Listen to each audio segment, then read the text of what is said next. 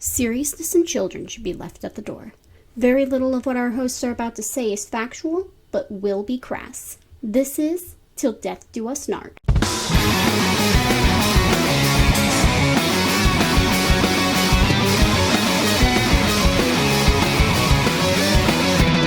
used to count down the years until I grew up, but now I'm dying in my 20s, feeling like I'm giving up. And now all of my fake ass friends are that they're cool because they're posting fat stacks and they're drinking by the pool. No, no, not me, not a fan of that disease, cause I'm an introvert and I got somewhere else to be. But oh no, not me, not afraid of that disease. I got a six pack and I'm watching screen TV. So fuck you, fuck me. Save all the animals living in the same. I'm feeling tired, I'm feeling lame, I'm getting drunk and watching anime. Welcome back to Till Death Do Us Nard. Welcome back to Death Till Blart. Welcome back to Blart. Yep. Fuck. Welcome to welcome to fart. Welcome to fart. I'm Naruto. I am also Naruto. I'm Sakura. Well now, what are we supposed to do? I mean, We're two shadow clones, nary a Naruto in sight. Well, at least we know which one of us is vaccinated. So.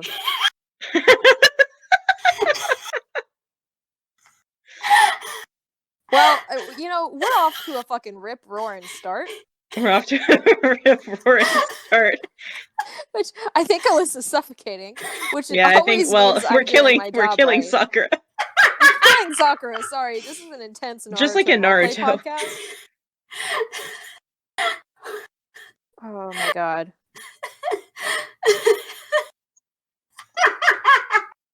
Okay. Just keep going. Okay, so we got to keep going. So here's the thing. Last week we finished up the Sonin with our lovely Tsunade episode, which I believe was funny, but did not have that many jokes because we respect Tsunade. We respect Tsunade too much, and so it was more of a light joking appreciation podcast. Listen, I did go back and re-listen to it today. I haven't done many edits, and by many I mean at all, but I did re-listen to it and it did make me cackle several times. So Oh, good. Okay, then we're good. We're still funny. Yeah, we're still funny. So this episode, last time we did Miss Tsunade, last time we recorded, and this we are continuing with doing the nice elderly folks of the Naruto universe, though Tsunade is not elderly at 50 whatever, how old she is, don't correct me on Twitter. We're going to continue and speak about Miss Granny Chiyo this week, who I find to be Miss Granny Chiyo, who I find to be really, really incredible. I find her to be particularly elderly. She's particularly elderly. In the Naruto universe, I mean, she is. They treat her like she's fucking ancient. I think there's literally, now I could be wrong, but I think there's only two old people in Naruto, and it's Chiyo and her brother? Yes. I feel bad. Is it her brother? I think it's her brother. Okay. I'm gonna have to Google so much shit. Yeah, it's her younger brother. His name's Ebizo. Yeah. Ebizo? Oh, that's right. Ebizo.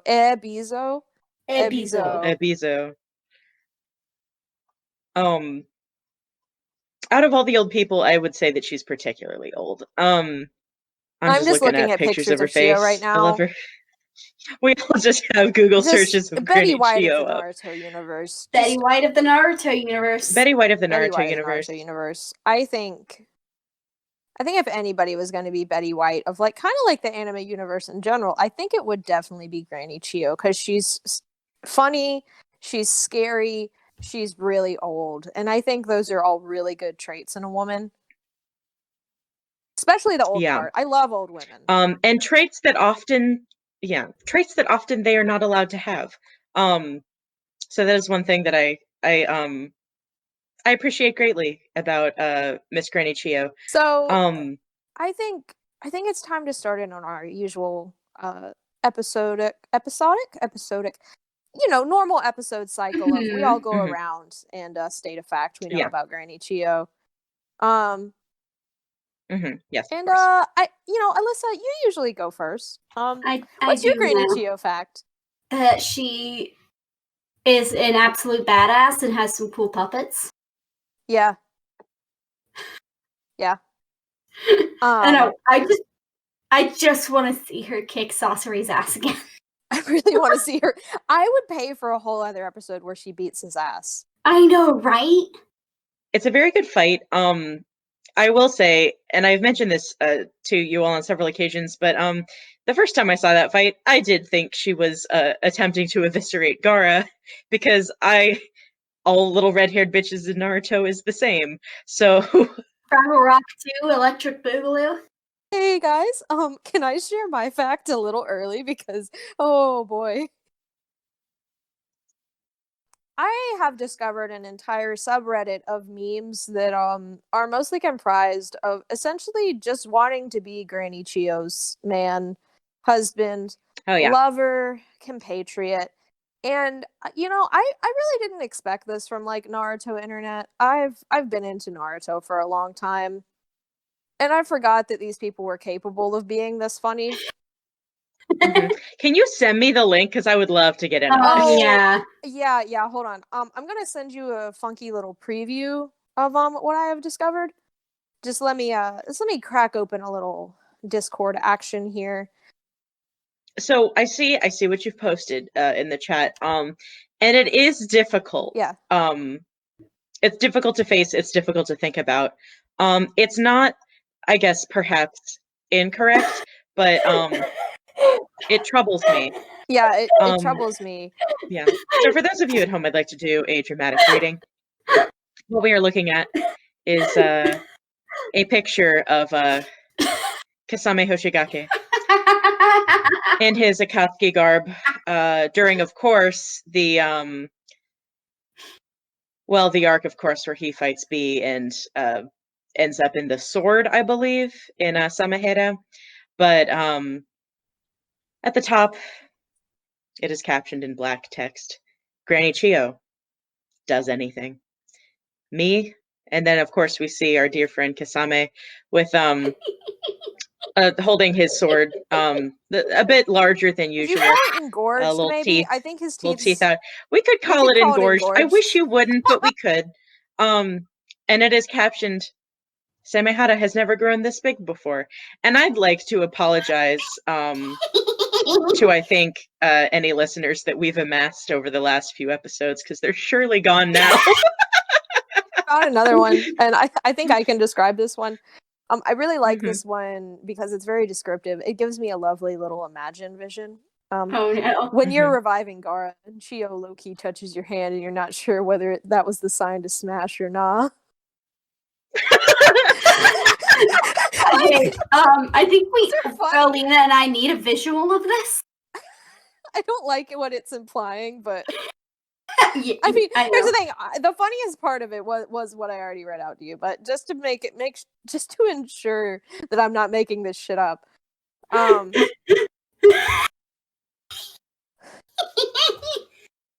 Like, these are good. So my Granny Chiyo fact is that apparently there is a subset, and they're correct. She's a lovely woman. She's intense. She's scary. She's old. And I think those are all excellent qualities in a wife and a woman and a friend. Those are all Alina, excellent. do you have a fact for us?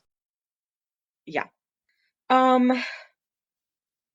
So what I like about Granny Chiyo as a character, and also as I suppose a grandmother, I think kind of circling back around to the puppet lore and the kind of sorcery facet of her story, because I often do forget that she is Saucery's blood-related grandmother. Oh yeah, that's her whole last through grandma. her son, who later she totes around as a puppet. Now, granted, her grandson did turn him into a puppet, but she does just kind of literally and figuratively take up her the reins of daughter-in-law that too, one. which I would argue is even stranger. Yeah. It's weird. It's Mhm. very weird. Like, all right, well, this is just my dead son, I suppose. You know, it's just kind of like finding roadkill on the side of the road. Meat is meat. Meat is It's your meat, but that's son. your son, Alyssa, boy. Meat is meat. Alyssa, would you eat your son? Now, I don't like what you've implied here, Alyssa, because that implies that the ninja puppets, which of course we have talked about, the warring factions of Puppet Ninja versus Muppet Ninja in the Jiraiya episode. We're not going to get back into it.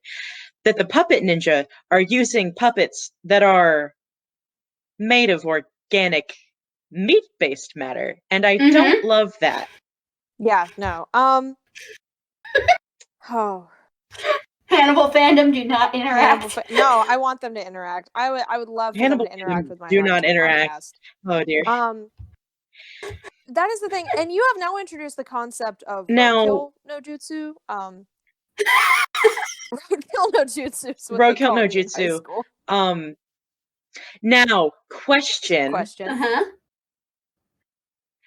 Say you were an opportunistic, enterprising young puppet ninja, and you happen across,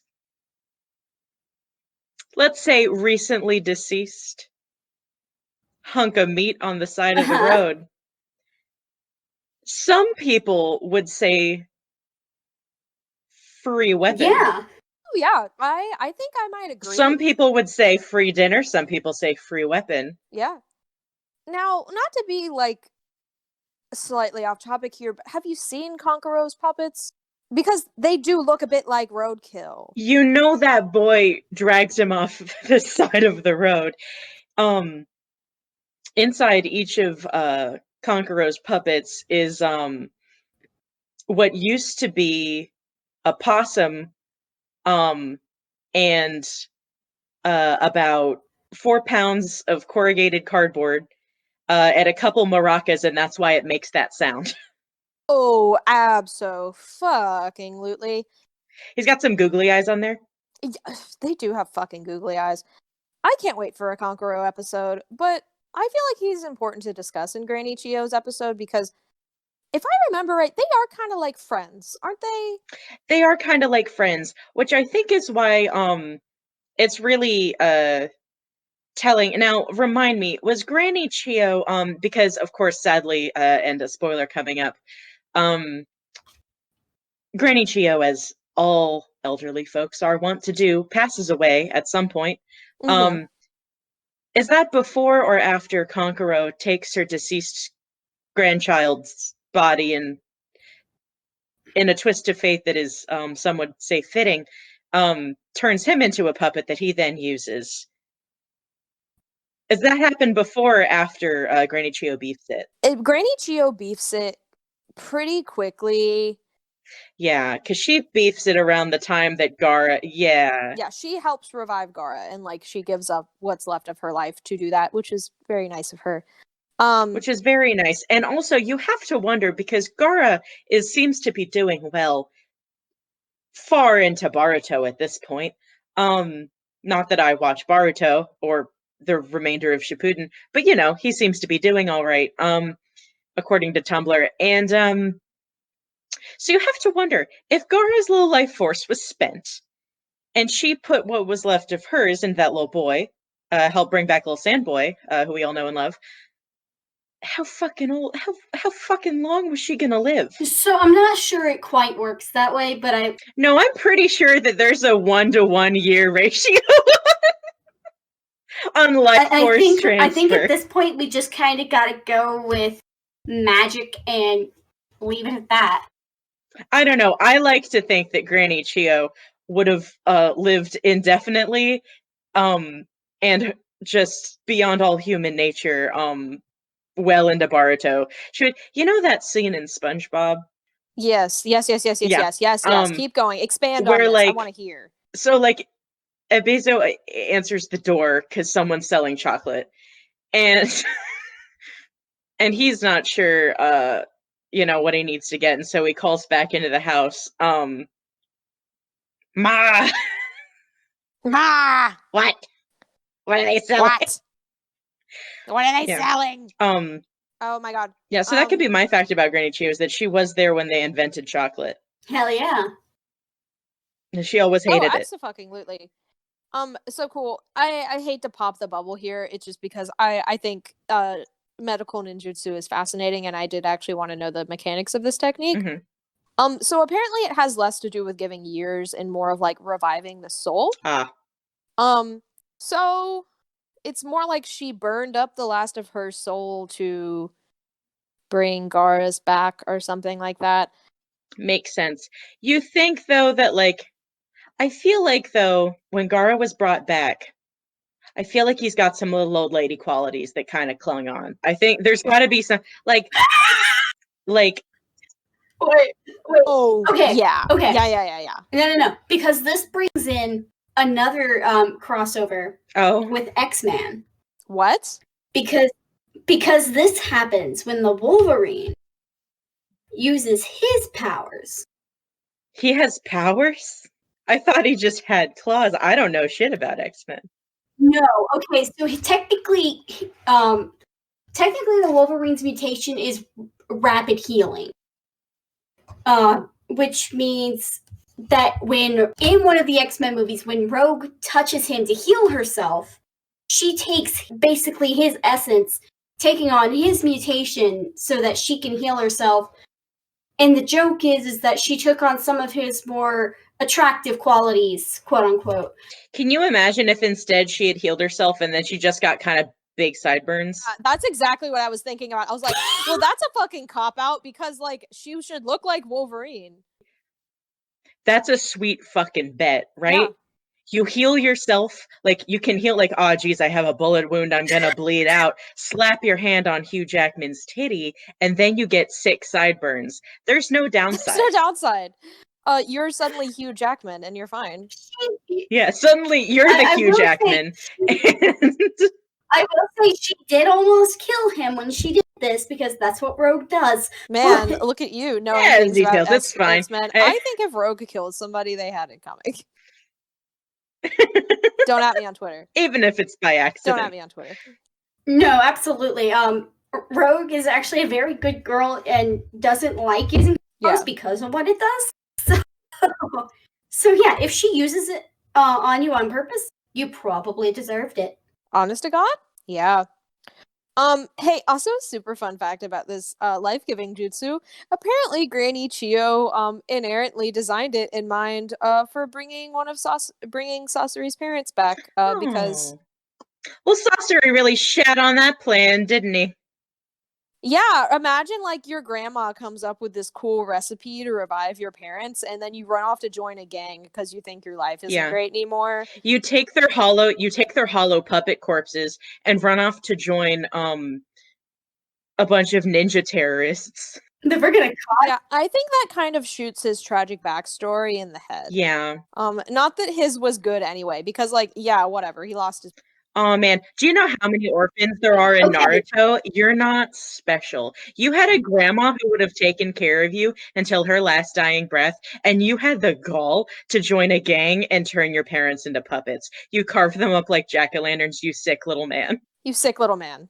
Sorry, now I'm just looking at pictures of Sasori's parents. Alive or puppets? Alive. I wanted to know about him. Hey, you want to know a cool reminder that I forgot? I forgot Kakashi's dad just straight up murdered Sasori's parents. Oh, yeah, I forgot about that. Yeah, and that's why Granny Chiyo hates him. Wait, you know what? I kind of vaguely remember there being something about like that makes Kakashi sense. and Chiyo it's because not getting along. He looks a lot like his dad, and she literally attacked him upon like first glance because she thought he was Sakumo. There's the bitch. You know what? Yeah. Though? I feel like she was valid. She was totally valid. He was like Sakumo. He was doing his job because this is ninja time. However, yeah, I would be pissed if somebody killed my children. Oh, I said not to encroach on what would doubtlessly be another episode, but Sakumo, much like all Naruto characters, is a war criminal. So, you know, he got what was going to happen. But no, I just mean that if I saw Kakashi, I too would probably punch him in the face. So really, I love Kakashi. No, I love him too, which is also why I would punch him in the face. I feel like he could evade you. Yeah, I feel like he could. Do I care? No. It would just be kind of disappointing to like try and punch Kakashi and then it not work. I mean, I'm sure Chiyo felt that. I can't remember if she actually managed to land a hit on him. So maybe that's what you guys have in common. Hey! Are you calling Alyssa particularly elderly? No, y'all, we watched Chiyo whip ass. Yeah. I don't think Alyssa has the same combat capability as Chiyo, even if Chiyo is like Most human 73. people don't. Hey! Alyssa, I fought you. I'm sorry, but like Rude. you have the combat capability of like a wet hamster. Like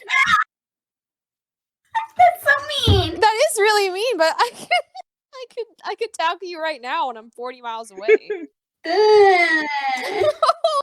I'm sorry.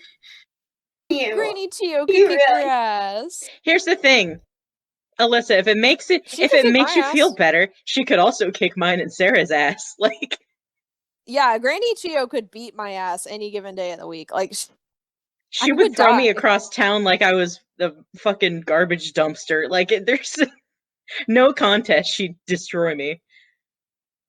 Yeah, no, old lady would absolutely fucking kill me. I think Mhm. puppets are creepy. And she's really strong, so I have no chance. Yeah, I would be absolutely fucking terrified if Granny Chiyo walked up on me in a dark alley. Oh I my would God. be so That's fucking literally that's she did that. You just like not even trying, you just like you round a corner trying to come back from a fucking Circle K, in the village hidden in the sand where they have those.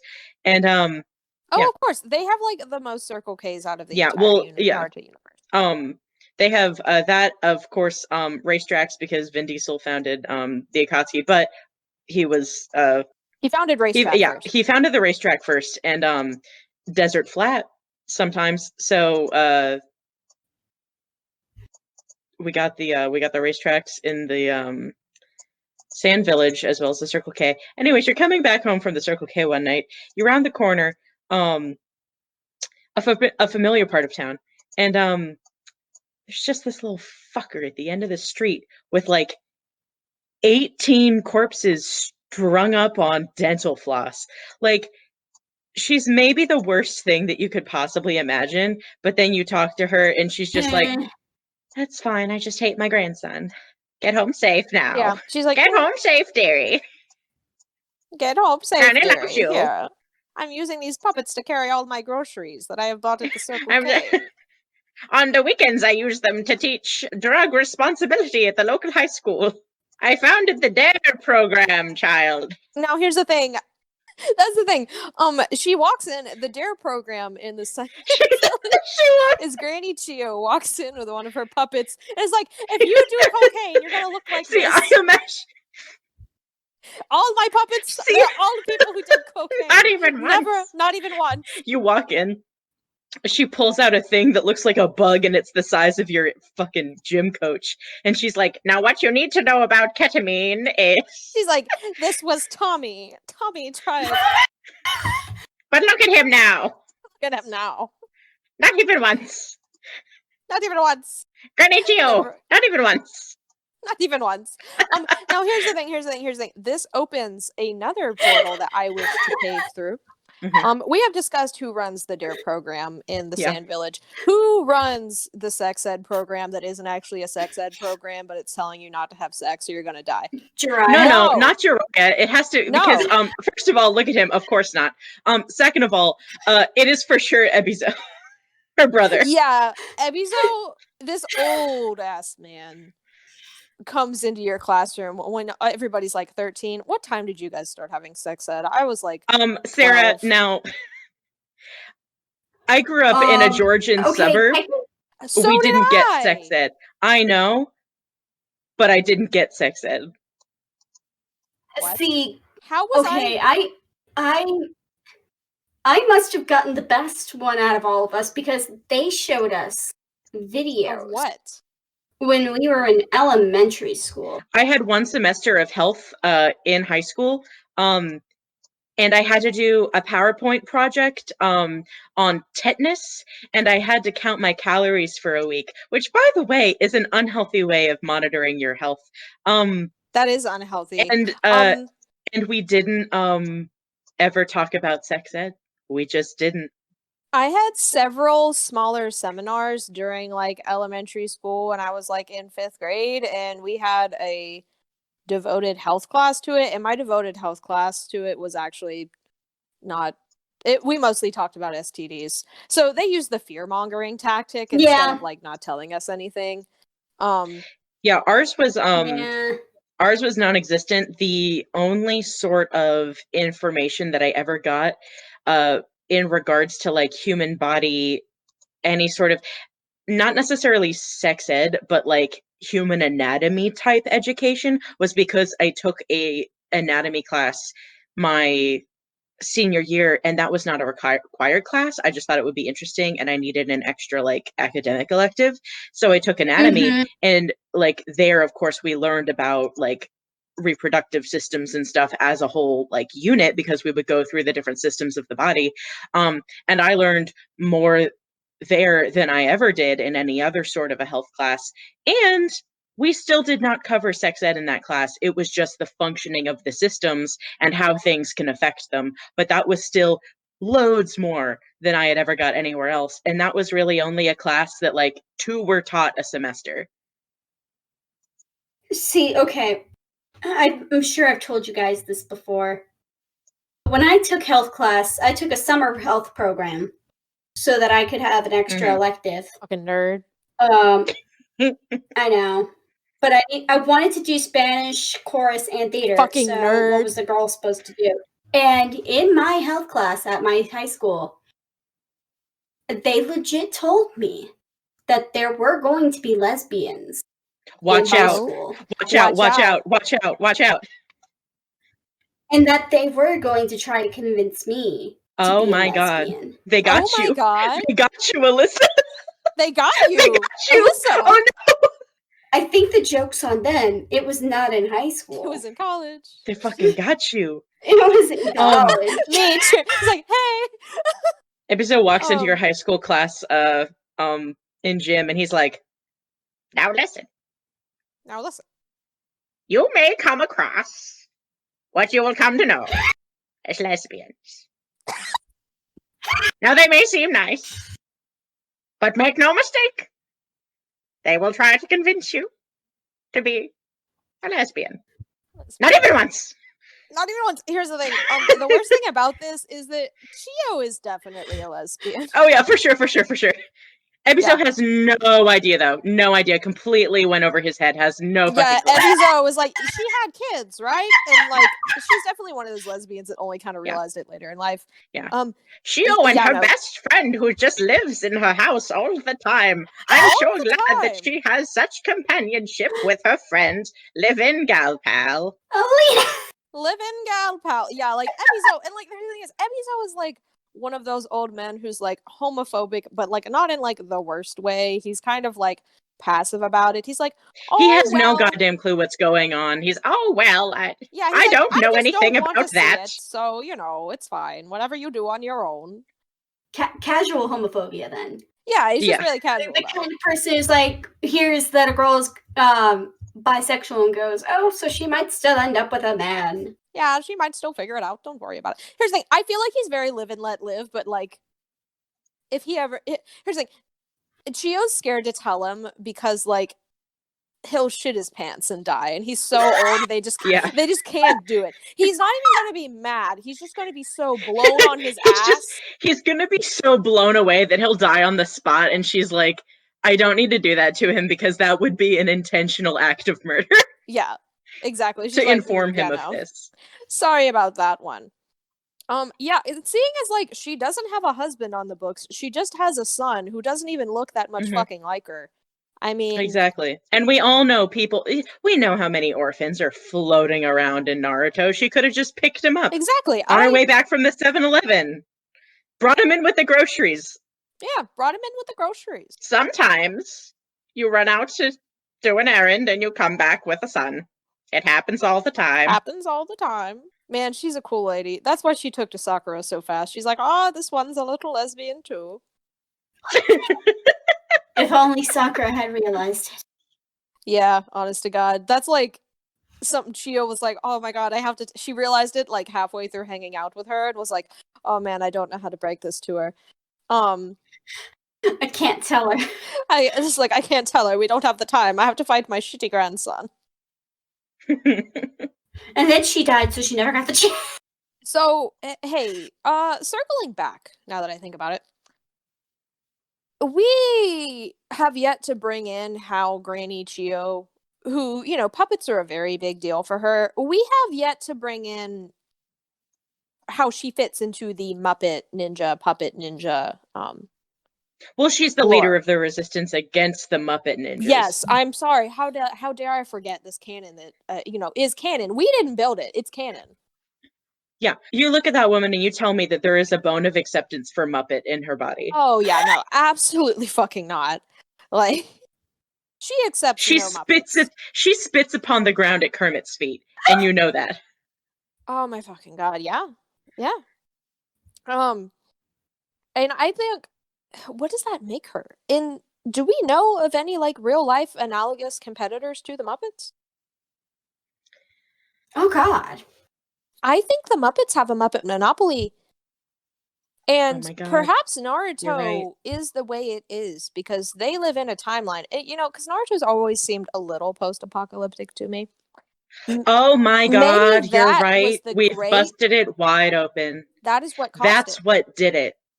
That's what caused it. Naruto, the only way that Naruto can happen is if something comes to challenge the Muppet monopoly. Yeah. Oh my And God. Because if you look at it, it's mutually assured because destruction. it's mutually assured destruction of the foundation of what Jim Henson has built. Someday there will come a day. We may not know when, but it is coming, where a force will rise. The Muppet Ninjas. The Muppet Ninjas. The Muppet Ninjas, a force will rise against them. It will be the Puppet Ninjas. And that was the first Great Ninja War. Wasn't it? Yeah, because okay, somebody's gonna be so fucking mad at us. Because what was the fucking first Great Ninja War about? That's the thing. Do we know? Do we feel like we fucking know? Is that explained in Naruto? Okay, I'm gonna look it up. I'm gonna look it up right now. I'm gonna look it up. First Great Ninja War. The first Great Ninja War was the first of the Great Wars that involved the majority of the ninja villages and countries. Wow, really? Wow, great! I want great. And then woo, woo, woo, woo. There are reliable surviving records of this war led to the birth of the tactics that still form the cornerstone of warfare. The war started not long after the system of one shinobi village per country was established by the founding of Konohakagure. Divided the tailed beast among the other 5 villages when he began his peace talks with them. However, this was not enough to prevent the war, and it may have only increased hostilities. So, I do not actually know if that. Let's check the Narutopedia because I don't know where I was. I was in like the Shonen Jump wiki. Good God, can you imagine? What a desolate place. Can you to imagine? Be. Okay, the war started not after long. The system of one shinobi village per country was established by the founding of Konohakagure after the Warring States period. During the war, to try and maintain the balance of power, the first Hokage divided the tailed beast among the other 5 major villages with which, when he began peace talks with them. The seeds of conflict was likely planted by Madara Uchiha when he attacked Mu, the second Tsuchikage, and effectively destroyed the newfound peace between Iwagakure and Konohakagure. So here's the thing. Mm-hmm. It would seem as though Madara factors into this. Oh no. But we know that the Muppet Ninja have close ties to the Hidden Leaf Village. Oh yes. The Muppet Ninjas, because they are tied. And it would seem as though the Hidden Leaf Village, aka Madara, were the aggressors in this situation. Mm-hmm. Yes. So I don't think that it would be a stretch to say that the Muppet Ninjas, in some form or another, had influence in the first Great Ninja War. Yeah, no, definitely. I think they orchestrated the entire thing. Now, my question is this. The tailed beasts. Mm-hmm. Yes. They are powerful entities housed within and sometimes outside of human people. ninjas Mm-hmm. who are able to carry them and use them for their powers. Now, I'm going to take the conversation in a slightly different direction, but one that is nonetheless extremely important. Are the tailed beasts puppets or Muppets? I am so stressed out by that question. And Do you think that the first great ninja war was over the conflict of where that line is drawn? I oh, think it was. absolutely. I think it was. I think Alina, I think you're onto something here. I think that the tailed beasts are in fact Muppets. Fuck. I think they're Muppets. I think I'm on the side of them being Muppets. Mm-hmm. I'm so stressed out. I'm so stressed out. I'm so stressed out. Mm-hmm. Oh my god. It's a difficult This is possibility. definitely And how here's this the war thing. started.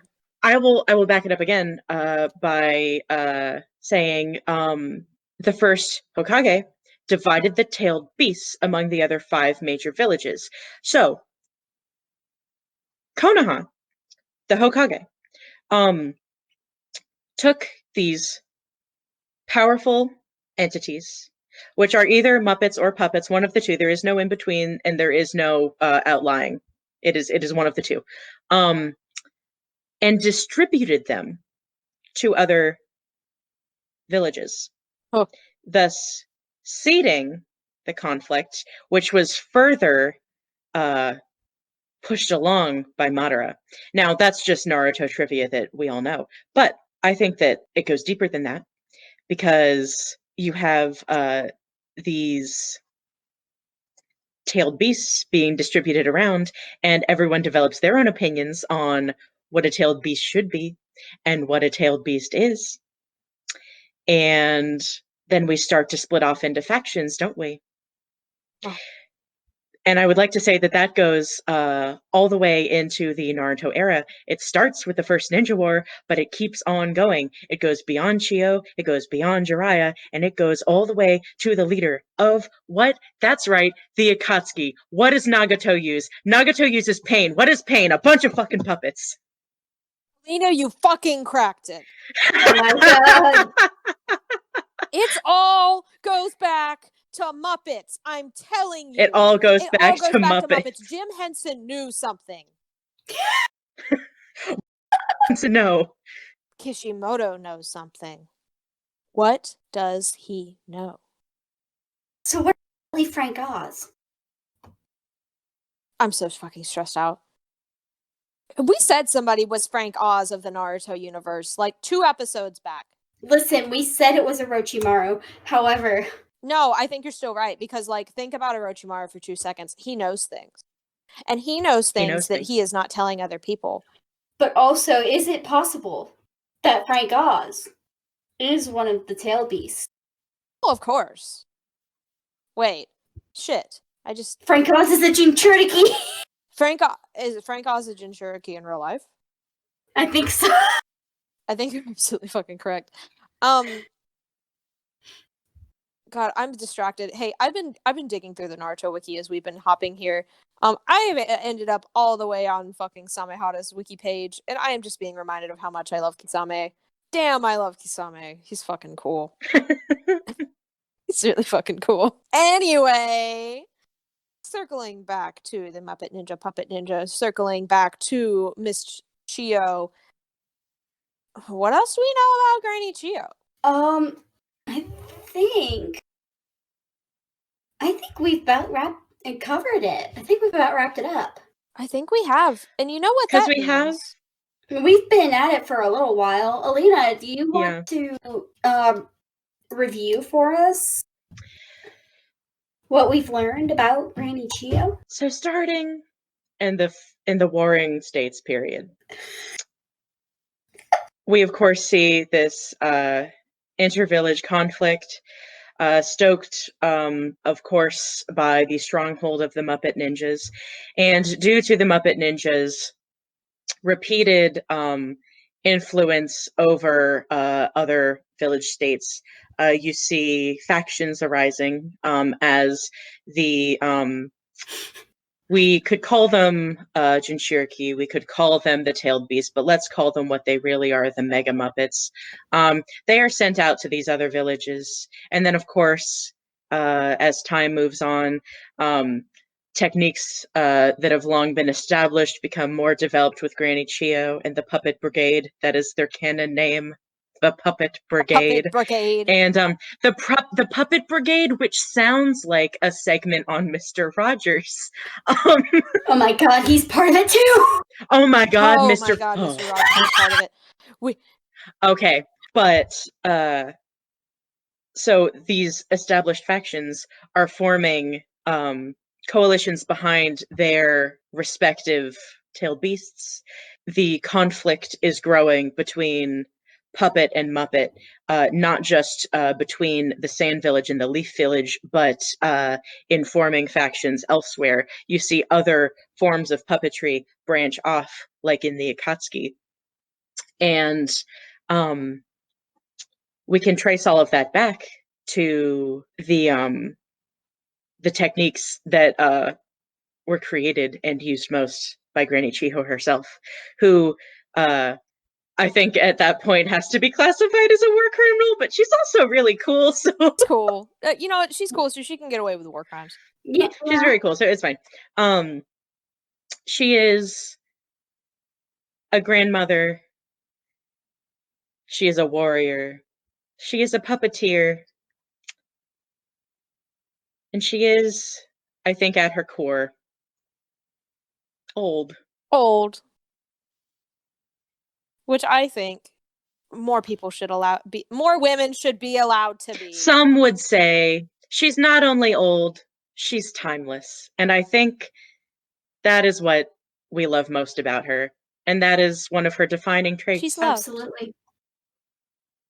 And you know what? Not to be sappy for 2 seconds. Naruto's about love, guys. Naruto is about love. Naruto's about love. About love. It's about friendships. The love is stored in the hollow corpse puppet of your daughter-in-law that you lug around because your shitty grandson thought it might be nice to do that. But you know what? The puppet's still pretty useful, so we're going to keep using that. Let that go to waste. Yeah, let's not be wasteful. I think that's a really good moral to draw from this. Granny Chiyo taught us one thing in life. It's and really you know good. what that is? What Don't is be that? wasteful. And love comes first, but don't be wasteful. Cocaine not even once. And always be a lesbian. We'll see you next time until death do us part. We have no idea who we're doing next. You'll find out eventually. well, but good night, everybody. Good night, everybody. Till Death Do Us Snart is a 103 Ghouls production podcast. It is created and produced by 3 women who are completely off their rocks. Theme song is Drunk Punch Man by Bullmoose. Find it and other songs by Bullmoose on Spotify, iTunes, and Bandcamp. To support the show, consider donating to our Patreon, which can be found in the show notes. If you can't, believe me, we understand. Please consider subscribing to us on YouTube, sharing the link to the show, and above all, talking us up on social media. We really appreciate the support. Oh, and one more thing. Thanks for listening.